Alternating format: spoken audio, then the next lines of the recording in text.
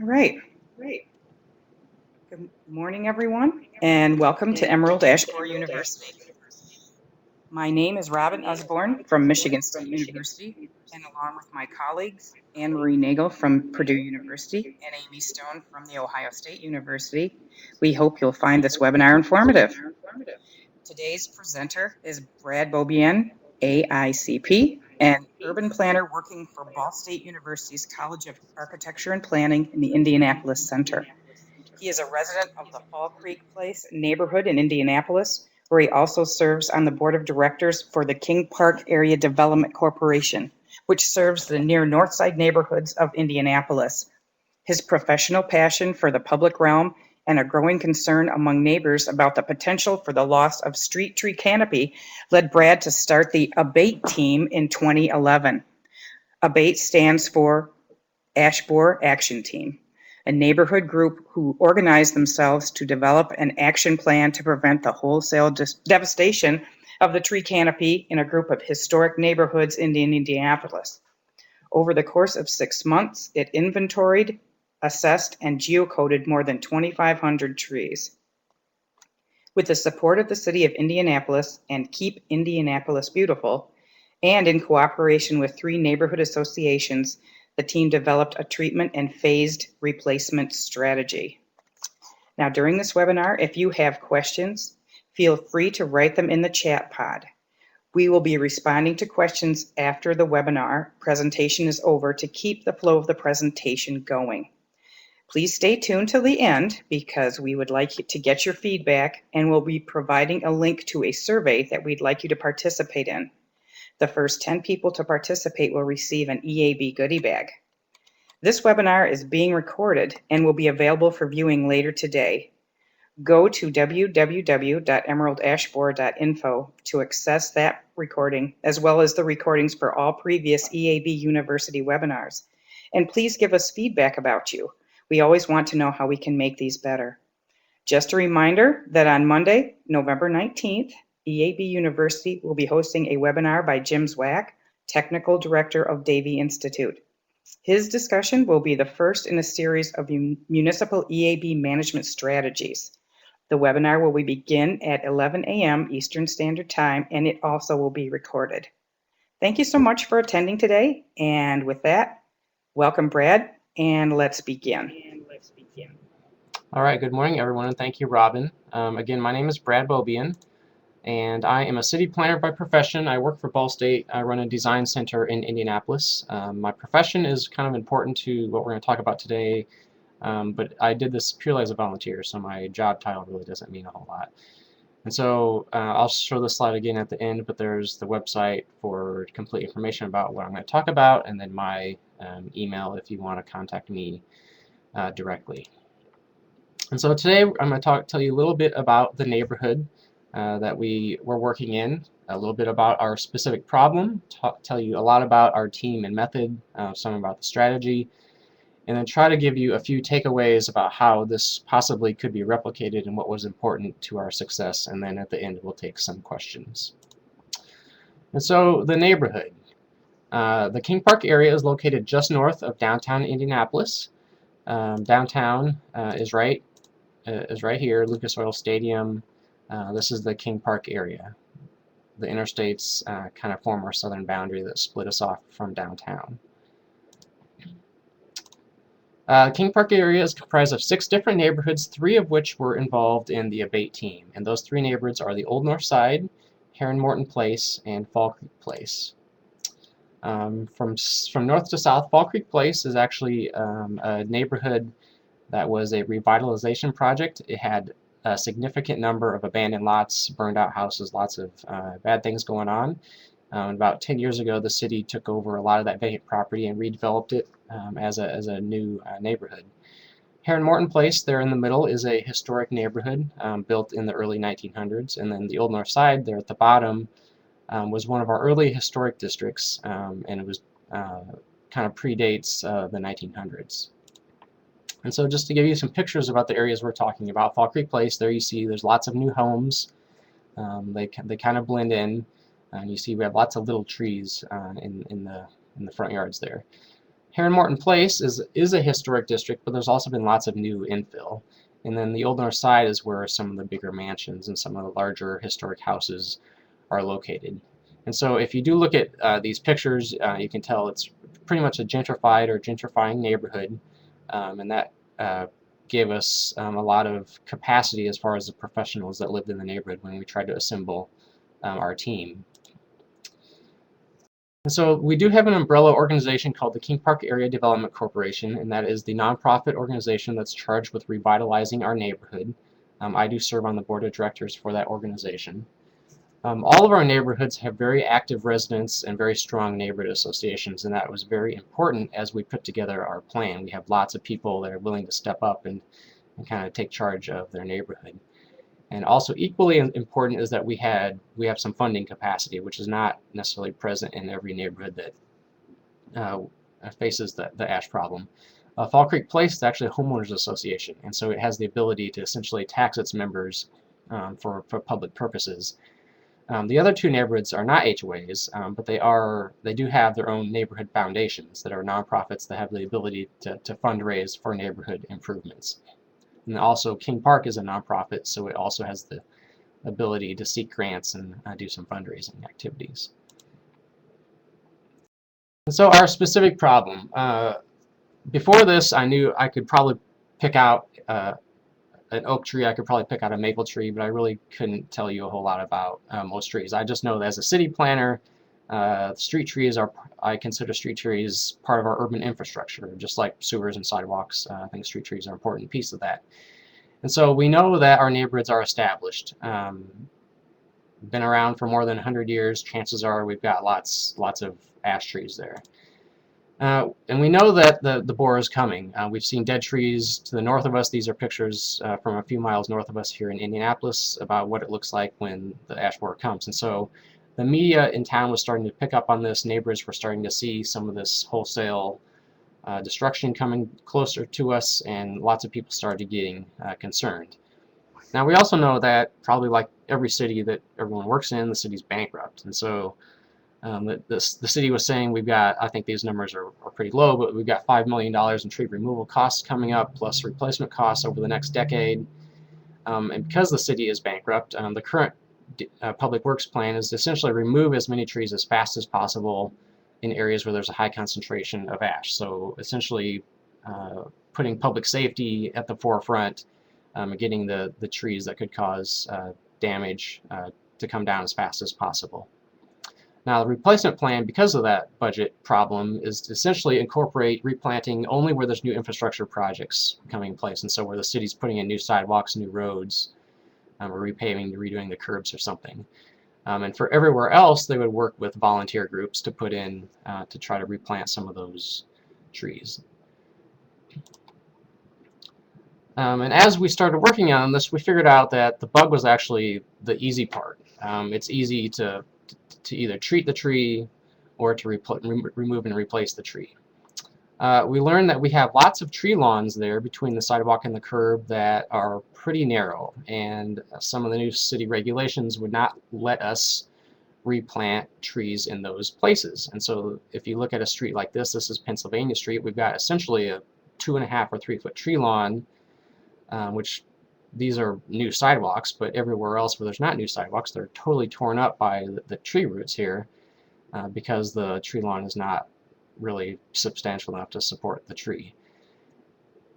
Now the right-of-way is completely built out. The sidewalk edge is the edge of the right-of-way, and so there is no place to put new street trees in the public right-of-way.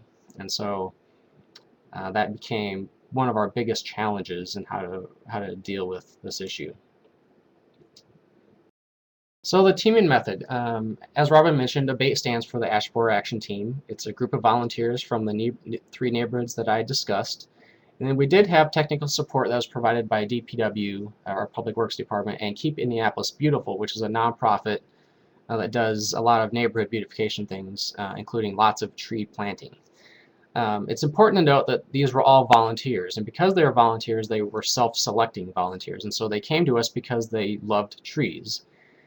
And the previous slide I showed the fact that we probably could not replant trees presented a lot of heartache for a lot of us as we put this strategy together.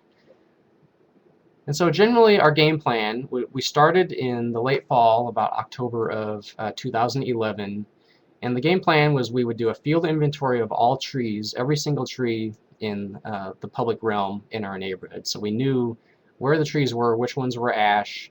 We also did some basic health evaluation. We also translated that into a GIS. And so we had a point-based GIS system that we could provide to DPW so we could all see how we could do a master plan of treatment and replacement. And so we actually did that. I'll show you a little bit about how we did that, but we successfully did that. It took a little longer than we anticipated. But by the beginning of this year, January of 2012, we were able to have all of that data out there and we start developing a strategy. And so we did that over the winter, worked closely with DPW since they owned pretty much every tree we were talking about. It was important that they were on board with our strategy. And then once that strategy was complete in the spring, we started the implementation phase, which is essentially the fundraising, the replacement, and the treatment. Now we approached the whole process with three basic goals or attitudes. The first is action. If we don't do anything, the trees will die. Every neighborhood in the city is facing the same problem. We're not special. No one's going to come in and save us, and so we're doing this for ourselves, by ourselves. The second is cooperation. Again, the problem is everywhere. Why would DPW, the urban foresters at DPW, work with us and not help everyone else? And so it was important for us that we cooperated, not become combative, especially as DPW is telling us we can't replace some trees because of the tree lawn. It was important that we try to build good relationships with the people who can make decisions, the staff people, and make them advocates for us, give them a reason to help us. And then finally, we wanted to be sustainable. Lots of people approach this as we just want to start treating the trees and just save them. And I think we all wanted to do that, but then we realized that that takes a lot of money, and we may have the money now, but who knows in 5 or 6 or 10 years if that money is still going to be there in our neighborhood. And so if we only make it 5 years, the chances are the trees will still die. And so we've wasted all that money, we've wasted 5 years of potential new tree growth, and we've wasted all that effort. And so we wanted to make sure that whatever we did was balanced enough that we thought we can actually sustain it. So we started out by doing an inventory. Now we wanted to do a GPS based inventory, and so we didn't have high quality GPS Trimble devices or anything like that. We tried to do smartphones with iPads, and we determined that the GPS is not accurate enough to get the point-based layer that we need. And so we resorted to going back to paper maps, and that took a lot of extra effort and work, but for the volunteers that we had, it was probably the best thing we could do. And so we inventoried about a square mile area of the neighborhood. We only focused on the blocks where there were public trees, and so some of our streets don't have street trees, and so we didn't inventory those. We were interested primarily in the public trees. We also inventoried parks. Now we have public parks and we have privately owned kind of foundation parks. We inventoried all the parks regardless of who owned them. And we also inventoried every single tree regardless of whether they were ash. And so we did a point-based location. We measured the DBH on them to give us to help us later on get quotes on prices for treatment and removal. And then we also measured we noted indicators of emerald ash borer health issues. And we also noted if they were ash. And so if you start doing that, we first started to note the places where the tree lawn was too narrow. And so I did just a GIS zooming in and measuring the tree lawn. And we produced this map. And so on this map, the tree lawns that are red are places where DPW is telling us we cannot replace a tree. And so you see there's a substantial number of our neighborhood that applies.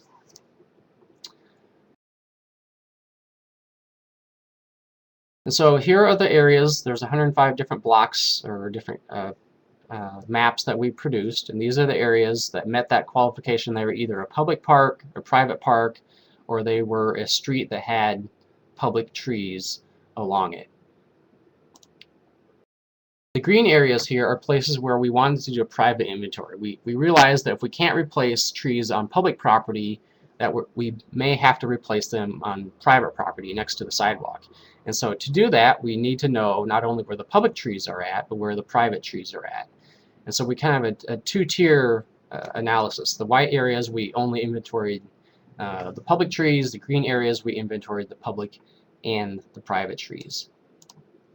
And so we did that with these different sheets. And so we had 105 of these maps, and each map was specific to the area. And so there you see a map on the left is a block where we were inventorying public and private trees.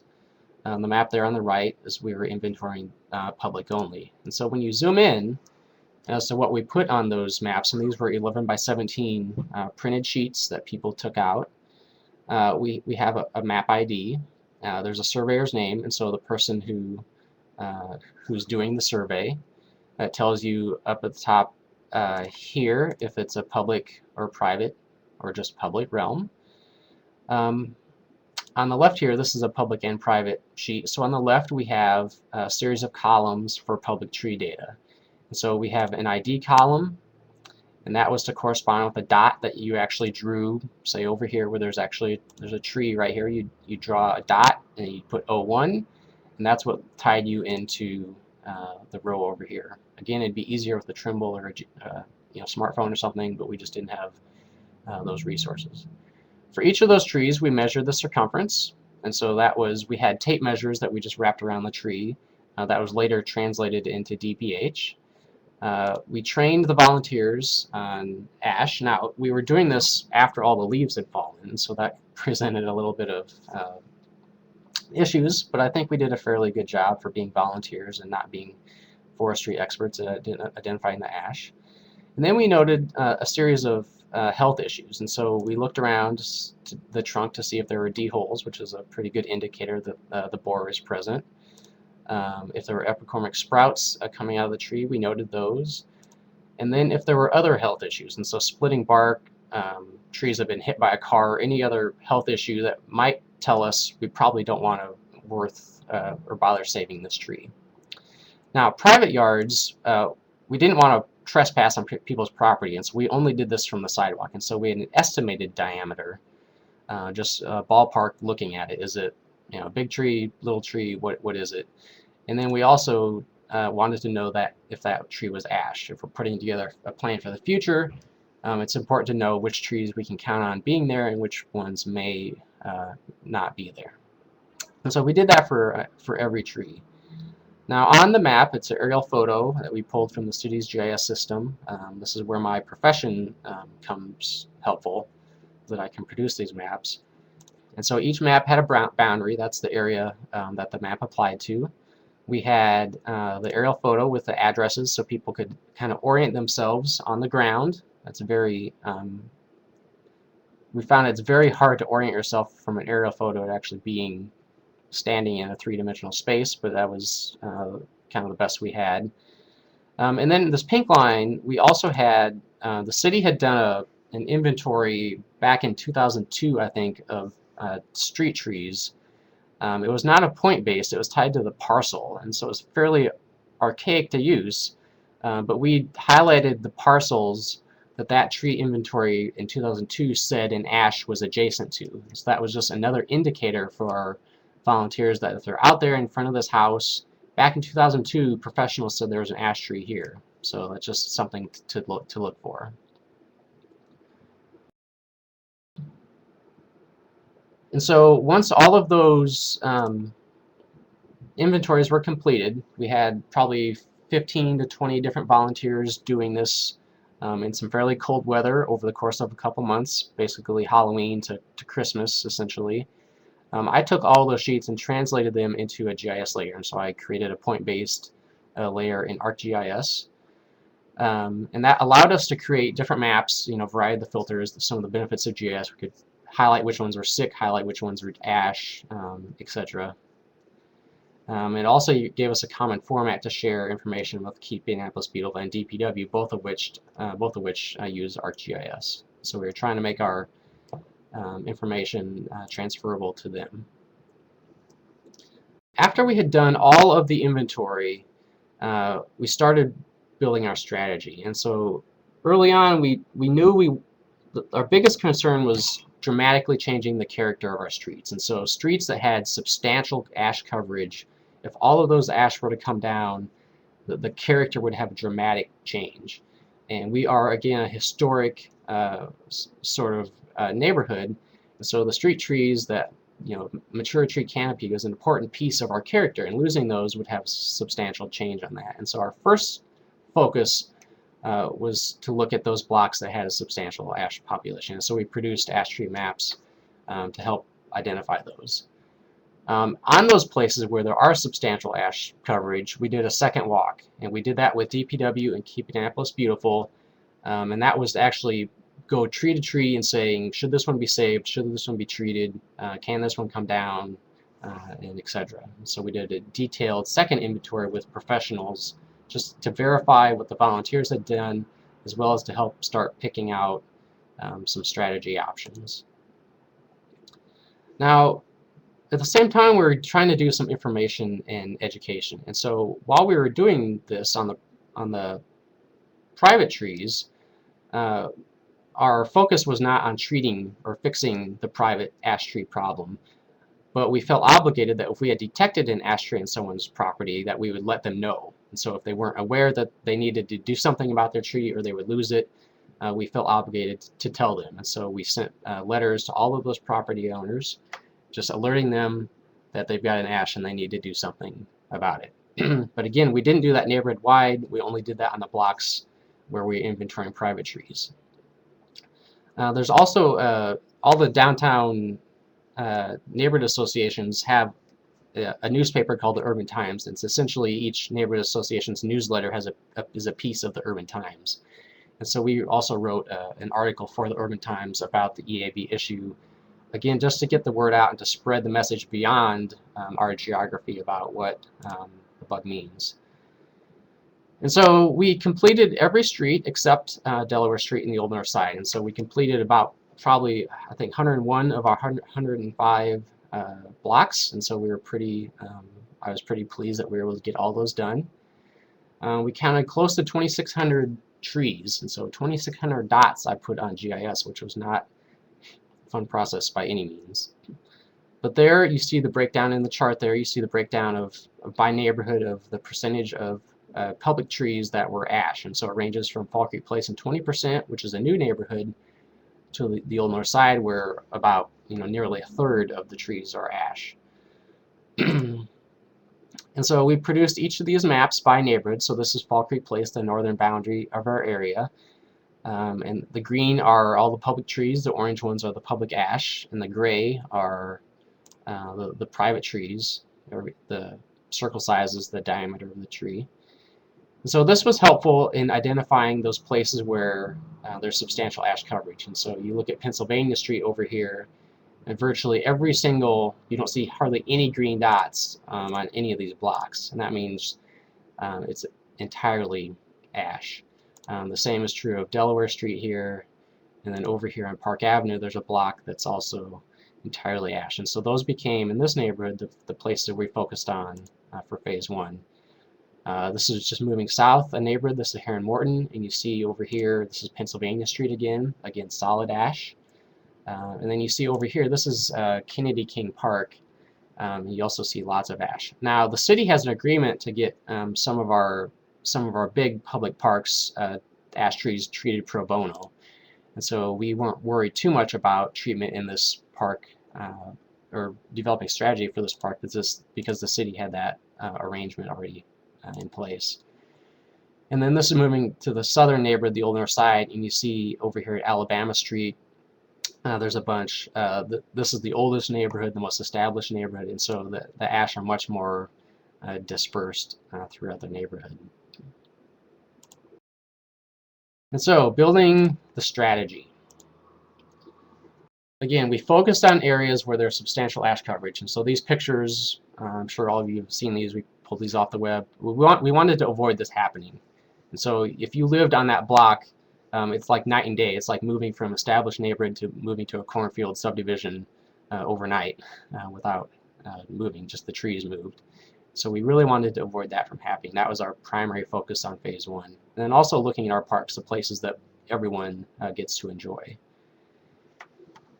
We had 4 different strategy components and kind of different responsibilities. And so public tree treatment. Again, the city's bankrupt. The city has no money to treat public trees. And so there are some places where we wanted to treat those, and the responsibility for paying for that was going to come down to the neighborhoods. Public tree removal. Department of Public Works agreed to remove some public trees that they own, but by policy they don't remove stumps. And so that was going to become a neighborhood expense if we wanted to remove the stump, either for cosmetic reasons or because we wanted to put a new tree in its place. And so that cost and responsibility was split. Removal and replacement. We add a new responsibility. Keeping Annapolis Beautiful is, again, the nonprofit that provides trees for neighborhoods to replant. And so DPW would cut down the tree, the neighborhoods would grind the stump, and the Keeping Annapolis Beautiful and the neighborhoods would come in and replace them. And then private tree planting, those places where we can't replant on public property, would come down. The city had no involvement in that. That would come down to the neighborhoods, and again, Keeping Annapolis Beautiful. Now, I mentioned Pennsylvania Street. That tree was primarily orange, almost exclusively ash. Unfortunately, that is the street that has tree lawns that are too narrow to replant. Now, in Fall Creek Place, there's some bump outs in the parking lane that provide here and there a few places that can be replanted, but for the most part, the tree lawns are too narrow. And so our gut reaction was, that's where we need to treat the trees, because we can't replant them. Let's try to save them. And then DPW told us that regardless of the emerald ash borer problem, the trees are causing infrastructure problems and will come down anyway. And so they're guaranteed to come down. And so that kind of changed our perspective about treating some of those trees. And so our strategy for that street, which was very different than everyone else, was to immediately remove some trees that had health issues or that were needed to open up the canopy to permit new trees to grow on adjacent private property. We were going to immediately remove the stumps of those trees, and that was just for cosmetic reasons. And then we wanted to immediately plant new trees on adjacent private property, and then again in the bump outs in Fall Creek Place where we can replant in the right-of-way. Now, we didn't want to lose these trees, again, this canopy, overnight. And so because we were planting small trees, even if we were to cut down all the trees, plant new trees on adjacent private property, it would be a substantial change in the character. And so we wanted to try to save the ash that were growing there as long as possible while we gave the new trees that we were planting time to grow. But we didn't want to invest in treating every single tree because, again, they would come out regardless of whether the ash borer was a problem or not. And so we elected to treat a third of them with the idea that the bugs don't feed exclusively on a tree. Chances are they'll bite into a leaf of a treated tree, and hopefully they'll die. So collectively, we may not save every tree, but collectively on a neighborhood, a block scale, chances are we could try to buy some time for those ash. But then we also knew long-term, every single tree would have to come out. And so we produced these plan maps, and so these are tree-by-tree strategy. Again, the light green trees, such as here, are public trees that we're not touching. The orange trees, orange dots, are public trees that are ash trees that we're not touching. The red dots are public ash that are coming out. Again, that's either for health reasons or so that we can open up the canopy to get enough light in to let a new tree grow. The darker green circles are places where we wanted to remove an existing public ash tree and replace it. And so the tree lawns up on this block here are big enough to let us do that. Over here, they're bump outs in the parking lane, and so they're big enough to do that. The blue trees are ones that we're treating selectively. Again, this is Pennsylvania Street here, and so we're only doing a third of those ash. And then some of the pink are trees or places where there's place for a public tree, but there's not one existing, and so those would be entirely new plants. Now the yellow properties are places where we identified places where a new tree could fit on private property. So we actually sent letters to each of those property owners, and we're following that up with a door-by-door kind of petition to get permission for us to do that. And so this is the northern neighborhood, this is Fall Creek Place. Again, this is the middle neighborhood, so Heron Morton Place, focused almost exclusively on Pennsylvania Street over here. And then the Old North Side is the neighborhood that has the tree lawns that are wide enough, and so these ash can stay.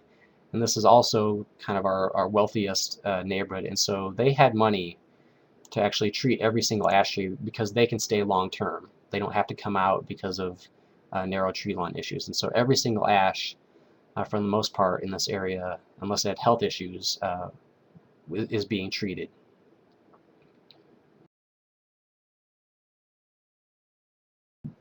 So overall, our strategy, we submitted a Neighborhoods application. That's to keep Annapolis beautiful, to get trees. And so that was actually submitted and awarded. We wanted to learn our lesson that you don't plant entirely elm and then entirely ash and then entirely something else. We wanted to diversify the species so that this would never happen again. We would never be faced with entirely losing a street tree canopy in an entire street again. And so at the bottom here, these are some of our numbers as far as the number of trees that we were replanting by neighborhood. So again, we were awarded that grant. Some of the conditions of that grant, we needed approximately 100 neighborhood volunteers between the 3 neighborhoods. We had to get permission to plant on private property. We had to get a maintenance agreement for both the public and the private trees. Keeping Annapolis Beautiful will not plant a tree unless someone's going to take care of it to make sure that it lives. And so that's basically 3 years of weekly watering during the warm season. And the neighborhoods also committed that if we can't get a maintenance agreement for a public tree, the neighborhoods would find a way to take care of those trees. We'd still plant all the public trees that we intended. And we would find a way to do a service provider to get those trees watered. Now, Indianapolis's home is the global headquarters for Eli Lilly and Company, a pharmaceutical company, and each year, globally, they take a break and all of their volunteers spend a day on community projects.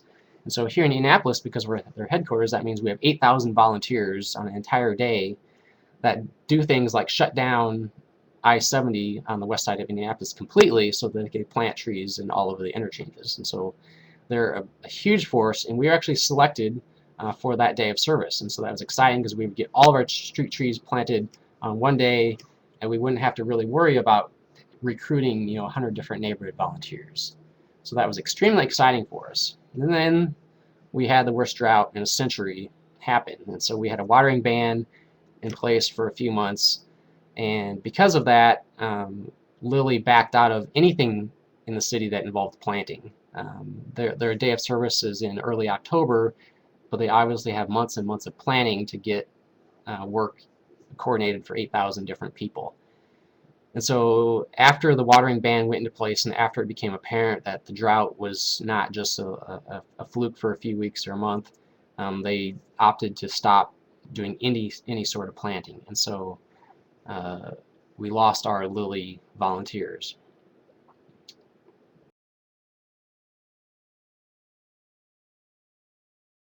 So neighborhood costs, for the treatment and for the stump removal, those pieces that were the neighborhood expense, we solicited bids from 5 different vendors in town, and we selected the low bid for each neighborhood in each service. And so here you see the breakdown by neighborhood. Now the treatment was approved by every single neighborhood, so the treatment actually did happen this spring. The stump removal was approved in Fall Creek Place in the Old North Side. Heron Morton was involved in a land use lawsuit, a land use case lawsuit, and so they were really worried about how much that was going to cost them, and so they wanted to delay the stump removal costs. Now in Heron Morton, the stump removal was exclusively on Pennsylvania Street, and so that was only cosmetic because we can't replant where the existing trees are. And so they felt comfortable that they can live with stumps in the ground for a year or two before they can pay to grind those out. So here's the costs, and so 10, 12,000 is what the costs incurred by the neighborhoods came out to be. And so here's our total strategy summary by neighborhood. And so people were really upset that we came into this trying to save our trees, and we ended up being told that we had to cut down a lot and we couldn't replace them. And so it was important to us to show our neighborhoods when we presented to the neighborhood at large that we were actually increasing the net tree coverage by more than 100 trees in the neighborhood, even though we were still cutting some down.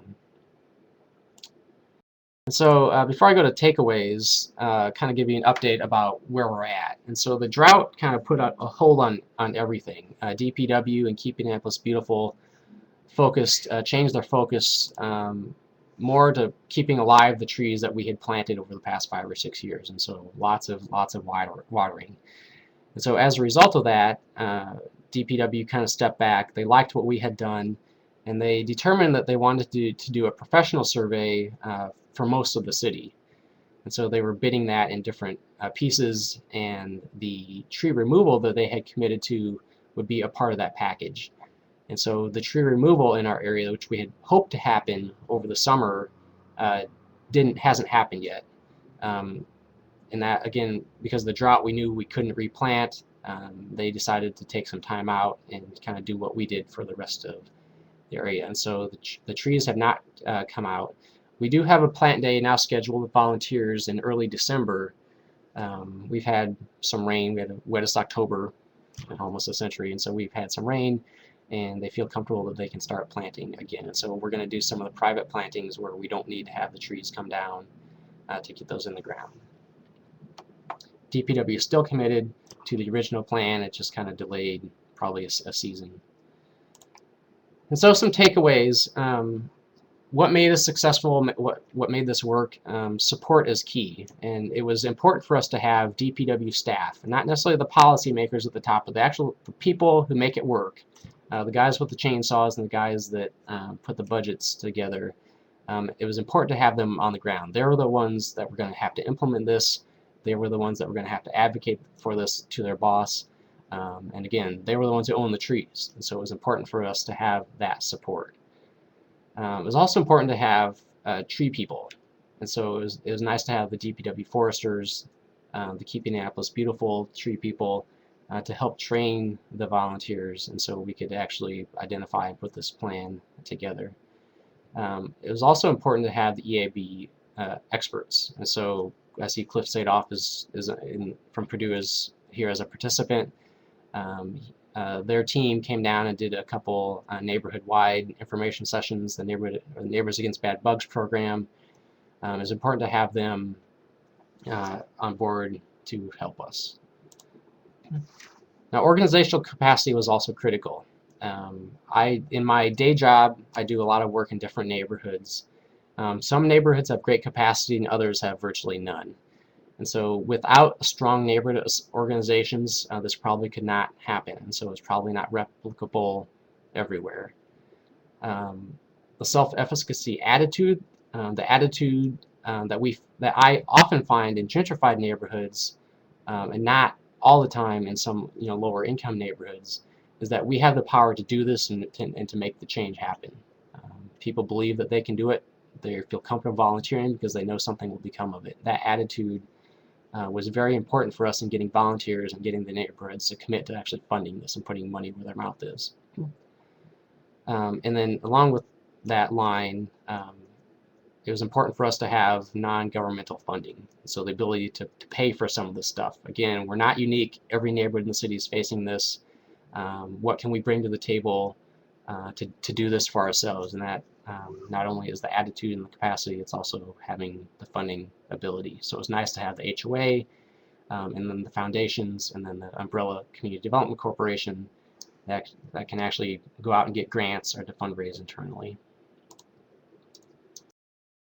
And then finally, empowerment, going beyond awareness. And so most people don't know where to start they don't have connections or networks to people that can help, that can make decisions, and or they don't feel like they can make a difference. So if you I don't know how to say it, emergency medicine, if you come upon a crime or an accident scene, there's a group of people, there's a sociology phenomenon that takes place where people just stand around and look. They don't feel empowered that they can actually make a difference, and so it takes a leader to come in and start pointing at people that say, you call 911, you do this, and then people will start helping. But until that happens, there's a lot of people that just don't know what to do. They just stand there waiting for direction. And so it takes leaders to mobilize. It takes a person, I'm actually pretty humble, but it takes a leader, someone like me, to come in, organize it, put a process together, put the materials and say, okay, you do this. Step 1, you do this. Step 2, you do this. Step 3, you do this. So I've been talking with Purdue about how we kind of replicate this process in other places. When you don't have a person like me that has access to the city's GIS system, that can produce these maps, that can translate it into GIS, and etc. And that's kind of a big hurdle to overcome. But there needs to be a process where you can actually hand out a kit of materials to a neighborhood and bring those back and do something with them. And so whether it's maps, whether it's using Google Maps or some sort of process where you can actually give those materials, give them step-by-step directions. I think lots of people are aware that there's an issue. They just don't know what to do about it. Okay, we've got hundreds of trees in our neighborhood that are going to die. What's step 1? What do we do? Where are these trees?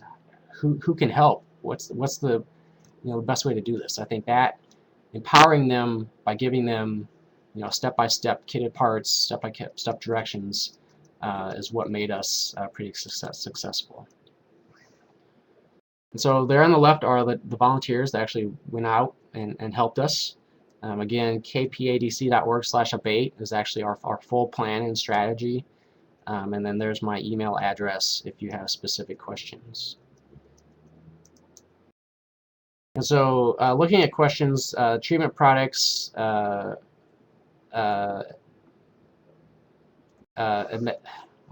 pronounce it, imidacloprid. Imidacloprid. Was what we selected, basically. Yeah, thanks, Robin. And so that was what selected. We worked closely with DPW and Purdue on selecting that. Obviously, that's generally more affordable than something like triage. And so we felt that it was the best product to go with at the time, especially on a street like Pennsylvania, where we're only trying to save them for a few years. We're not trying to save them long term. The slide indicated 2-year treatment intervals. Again, that was in consultation with Purdue and DPW. And there's some information on the tree. What were the average DBHs? I don't know the technical label rate, that question. Most of our trees, we had some that were newly planted in 2000, so they were pretty small, maybe 8 inches. That was in Fall Creek Place, where newly planted. Some of the more established ashes were 18, 24 inches. Some on the older side were bigger than that, close to maybe 30 inches. So some of them were pretty big, substantial trees. So does organizational origin start with contacting public offices or getting community support? In my mind, you have to start with the neighbors. Those are the people, at least if in our model, those were the people who are actually doing this and putting their money where their mouth is. And so you really needed to get neighbors bought in that this is an issue. And this is an issue that we want to take on. Neighborhoods, especially urban neighborhoods like ours, face a whole lot of issues. We really have to pick the battles. And so, we've got crime issues, we've got traffic and safety issues. We've got obviously older houses, and so we've got housing condition. issues. We get hit hard by property tax increases, and so we've got lots of issues that we could choose to fight. And so it's important that the neighborhood makes this a priority, and then once it makes it a priority, I find that city officials will come along. They see a neighborhood that cares about this. Are they going to spend their time and effort on places where neighbors don't care about it, or where they do care about it? And obviously, most are going to spend time where they do care about it. So I think that's where you start.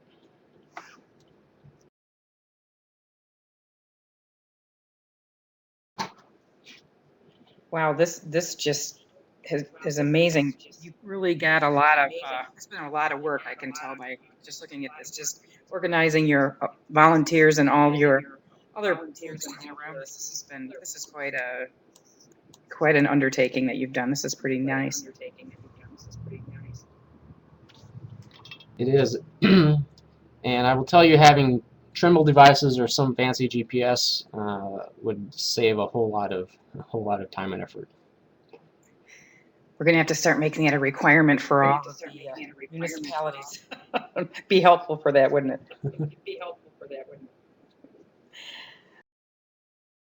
Okay, are there more questions? We're waiting for that. I'm going to put the slide that we would like you to take as far as the survey and give us some feedback. And I appreciate Brad and all the help that he has given us here with this EAB University workshop and webinar. This is going to be recorded and put on the www.emerald-board.info website. And so have your colleagues, if you can encourage your colleagues to view this webinar and get some of this useful information. This has been great. If there's any other information, please feel free to contact either myself or Brad, and I will make sure to get Brad those questions or comments. And if that's it, thank you very much for attending. All right, thank you, everyone.